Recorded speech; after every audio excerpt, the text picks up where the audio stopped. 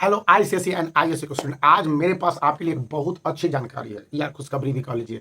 यहाँ पर कहा गया है, जो कि मैंने देखा था और आज मैं क्लास में नोट भी किया, आपके साथ बता दूंगा कि ये हाफ ईयरली एग्जामिनेशन से प्री बोर्ड तक स्टूडेंट के जो 75% अटेंडेंस की बात करता है और कुछ स्कूल 80% अटेंडेंस की बात करते हैं, उसको अभी के लिए यानी हाफ ईयरली तक के लिए कोई कंसिडरेशन नहीं है। यदि स्टूडेंट के कम से कम 60% अटेंडेंस है तो उन्हें हाफ ईयरली एग्जामिनेशन में बैठने से कोई नहीं रोक सकता है। और उसके बाद यदि वो प्रॉमिस करते हैं कि हाफ ईयरली से प्री बोर्ड एग्जामिनेशन के बीच में वो 75% के मार्क्स को प्राप्त कर लेंगे, ये अटेंडेंस के मार्क्स हम कहने का मतलब है, ये मार्क को।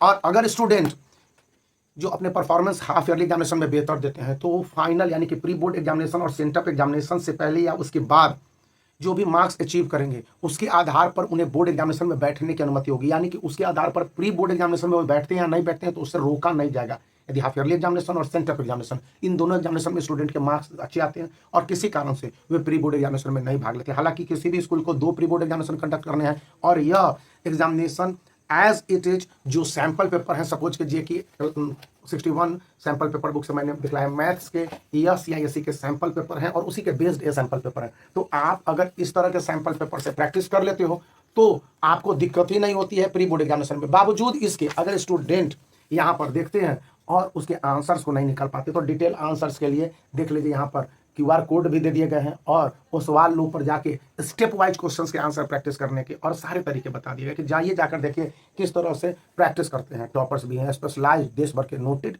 आईसीएसई स्कूल के जो टीचर्स हैं वो अवेलेबल होंगे डाउट क्लियरिंग के लिए। हालांकि वो केवल 1 ही घंटा होता है और वीक में 2 डेज है जब वहाँ पर ऑनलाइन अवेलेबल होंगे।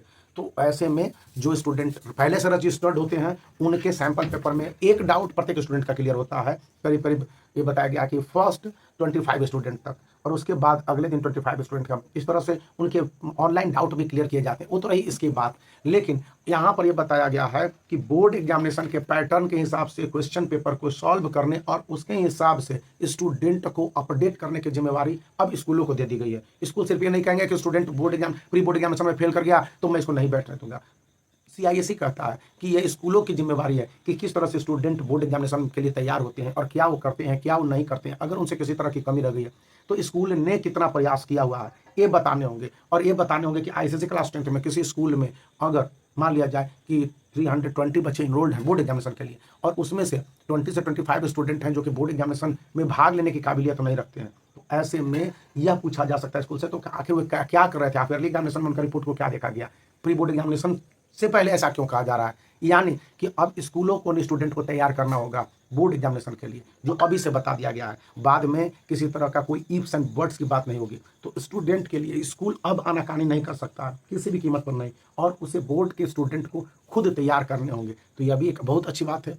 पहले तो था कि नहीं आपका बच्चा लेवल नहीं है, अब आप जाकर मेडिकल बना के ला के दीजिए या आप अपने रिस्पॉन्सिबिलिटी पेपर को सेटअप कीजिए। पहले गार्जियन से लिखा दिया जाता था, गार्डियन से यहाँ लिख दीजिए कि मेरा बच्चा किसी तरह से गलत परफॉर्मेंस देता है तो उसके लिए स्कूल को जवाब देना होगा। लेकिन अब ऐसी बातें नहीं की जाएंगी, अब स्कूल पर यह जिम्मेवारी आयत कर दी गई है, दे दी गई है।